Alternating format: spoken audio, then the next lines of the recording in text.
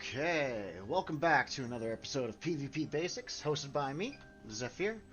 Now, I took a break for like 2 weeks from making videos, but mainly because I want to get into the Nightblade. Issue is, there's too much to explain with the Nightblade, just way too much. In my opinion, they are definitely the most versatile class in the game, S tier quality. I realize there's just isn't enough time to explain the class in one simple video. From ganker builds to one bar builds to meta builds, from stamina versions to magicka versions, heavy attack builds even for PvP, to range builds. There's just so much to go over. So I decided I would cover the Nightblade in a series of videos. Today's video is the meta. I'll show you both versions of the meta, one being more beginner friendly and the other one, well, you'll see. Okay, so the meta Nightblade. Well, to understand the meta, first I must tell you the Nightblade right now is overtuned in terms of skill. Specifically the magicka Nightblade. It can do a 2-hit combo and deal over 30k damage. Heck, you can run in naked, only wearing a weapon, and get damn well near 30k damage with the same two abilities. But this I will cover in another video. But for now, here's the build. First off, we're going to cover the gear. As you can see, Balorg helm set. And the whole concept of using the Balorg helm set is because of that 2-piece bonus. Whenever you use that ultimate, you're going to be able to gain all that extra penetration. That is the main reason why people use Balorgs. And then that's back bar, we are using Wretched Vitality. And the reason why, obvious reasons, there's just so much regen to gain from using Wretched Vitality. And that's just on the back bar.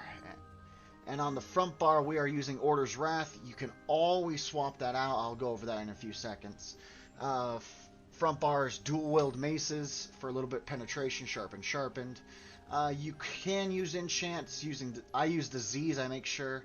And poisons or shock damage is really beneficial to add to the front bar. But disease is needed nowadays because of all that healing and because of all that shielding people do. Back bar, I am using a precise ice staff. There are very specific reasons why I use that. That comes down to the skills. That I will also go over down the road. Now, yes, I do have Ring of the Wild Hunt on. That's because I usually play solo. Most players wouldn't use Ring of the Wild Hunt. They'd use like Markin or Death Dealer's Feet or even the new Mythic. I'm just going to go look it up right now just to show you. Oops. Seducer. So this is what most people are using as their mythic, and that's because it's going to give you all these major buffs and giving the enemy minor buffs. This one is great. I haven't gone out of the way to grind it because, well, I don't like being everybody else. The only reason why I use Wild Hunt is because I want a little bit of extra movement speed to survive because I am typically alone. Now, other sets you can fill in on that front bar where I showed you Order's Wrath is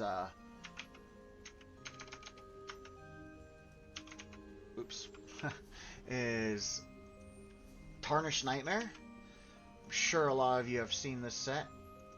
It is a great set. It's going to give you all that crit chance, and it's going to give you that extra little burst of energy of damage in an 8-meter radius, giving you a little AoE. But really, Nightblade's not built around AoE, so that's why I didn't really like it. Plus, it procs only every 8 seconds, so it's not guaranteed. But it is a great one, especially if you're going to be a pure ganker in the same build. Wretched Vitality, Tarnished Nightmare instead of Order's Wrath, with the Balorgs and your choice of Mythic. Now, another one I have messed around with, and I do love it, is this Oak Father's Retribution. Put that on the front bar instead. Your penetration is going to be skyrocketing. Your damage is way up there. This is a great way to just feel very gank damage, because you're going to start from invis, you're going to pop out with the automatic crit stacked with all those extra bonuses. Now, this is what we call the easy meta. It's because it's going to give you all that extra regen in there.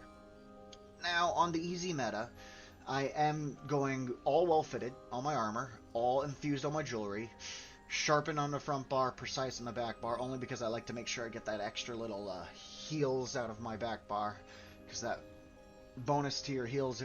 I'm not sure if any of you guys know this, but if you look at your advanced stats and you scroll down to healing, critical healing, it's going to automatically give you 50% on top, and then you add the 22% to that 50, that's going to be 72%. So every time I crit heal, which is why I run Precise on the back bar.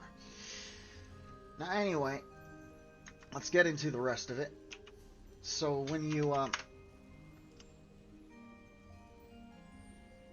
we get into the rest of it, the back bar enchant is Absorb Stamina. The reason why I use Absorb Stamina is because I use Susceptibility. Susceptibility is going to cause Major Breach. Absorb Stamina causes Sunder. Sunder, they did buff Sunder on its damage side, but what it also does is it causes Minor Breach. So that's Major and Minor Breach. And Susceptibility will cause it to keep proccing, even when I swap to my front bar. So that is why I use that enchant. Now, I do run Vamp 4. That is mainly because I love the fact that as a vampire I can sprint around invisible, and I can go at full speed invisible. Not just that, as a vampire you also get the extra damage from coming out invis, but you only need Vamp 2 for that. Vamp 4 is only for that sprint. Other than that, I use the Atronach Mundus because, as I always say, if you don't have energy, you can't attack, you can't heal, you can't do anything. So you need to have some regen. So my Mundus is always regen. Now, my food plays right into that too. Oh, I do not have my food active at the moment, but I totally play in that too. I don't have any food left on this tune, but what I typically use is Jewels of Misrule for stamina regen, max health, and magicka regen.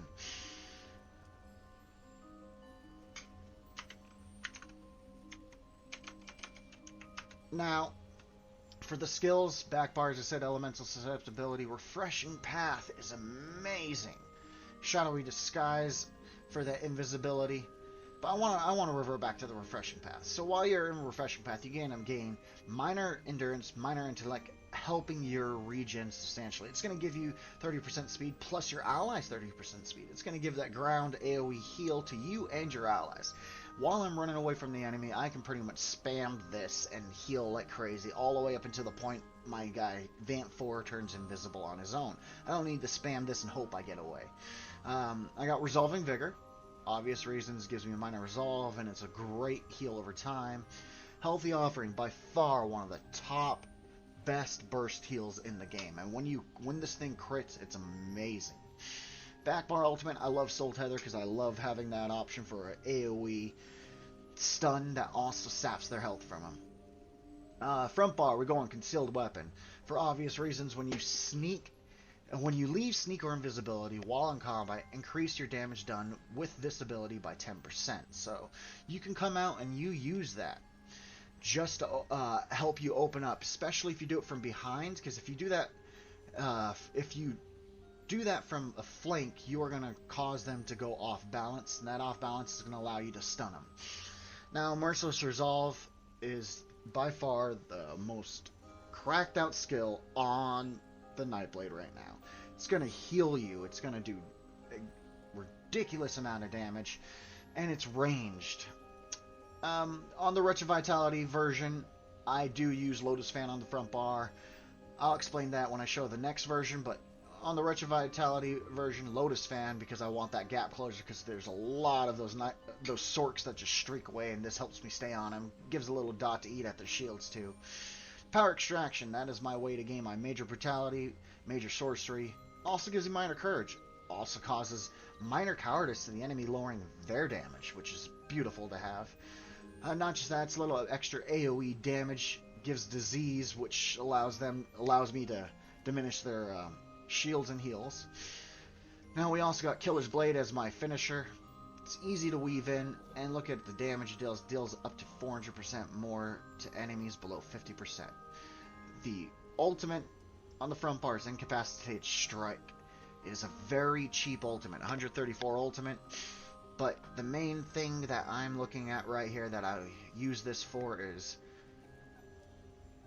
causing them to take 20% more damage from your attacks for 12 seconds and stunning them for 3.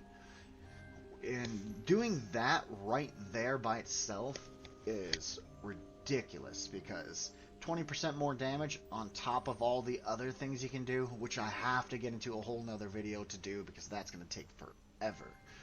Anyway, real quick, without the food on, I guess I'm going to have to, I'm just going to use the mag food real quick just to give you an idea of what my... I'm going to buff on top of this thing.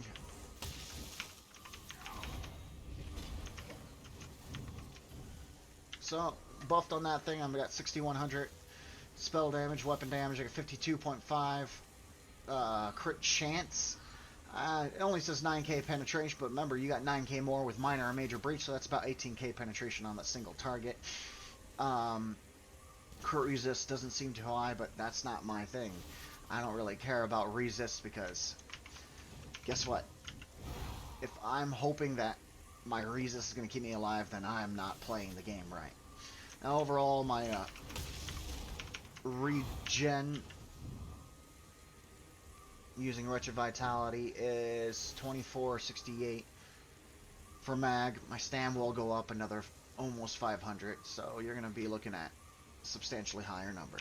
Now, for my front bar, I love to use these poisons. Immobilize your target and grants you unstoppable, rendering you immune to control effects for 1.6 seconds. It's going to immobilize them. Most players, they think they're just lagging when they get immobilized, especially for such a short one, so they kind of freak out and they spam a bunch of buttons. But it also makes me unstoppable, so nobody can stop me from killing this guy. That's what I run on my front bar. Drain health, just adds a little damage, adds a little heal back to me. And drain stamina, so if they try to roll out of the immobilization, because that's the only way out of it, it's going to drain that, some stamina, extra stamina from them, and it's going to give me some stamina back. Now, that is the meta version for the beginners. Now, for the non-meta version, the more pro version, you're going to pretty much change everything you see here from Wretched Vitality. Every piece that says Wretched Vitality, you are going to be using Rally Cry. And if you read Rally Cry, it says while the battle spirit is active, critically healing yourself or an ally grants you. So this is just another way to get more crit chance stacked in, more max mag, and more damage, and crit resist. This is why this is the meta version. It's because you got all that crit resist, extra damage on damage, extra crit chance, and it's not like I need much more crit chance. You already saw how much I already got. But this is the meta build, just swapping the Wretched Vitality for the Rally Cry. Now, when I do that, to regain some regen back, I do have to swap one skill. I'll add in Leeching Strikes on my front bar. That will go right into place of my Lotus Fan. And this I can use while I'm invisible. I could be running around invis and just pop that skill in to just give me back stamina and magicka constantly. See, I'm going to use some real quick, and look. Just constant. This build also has ridiculous amounts of speed because, as I said, I am using Refreshing Path, and I'm using Concealed Weapon, which gives you minor expedition, plus I did show you that I'm using Wild Hunt. So you don't really need Wild Hunt, but I like it. Anyway, so that is the meta builds for you. I do want to get a lot more into the combo, which will be my next video. My next video will be all about the combos of this. But for now, that's where I'm going to leave you guys. Hopefully you guys tune into the next video. See you guys later.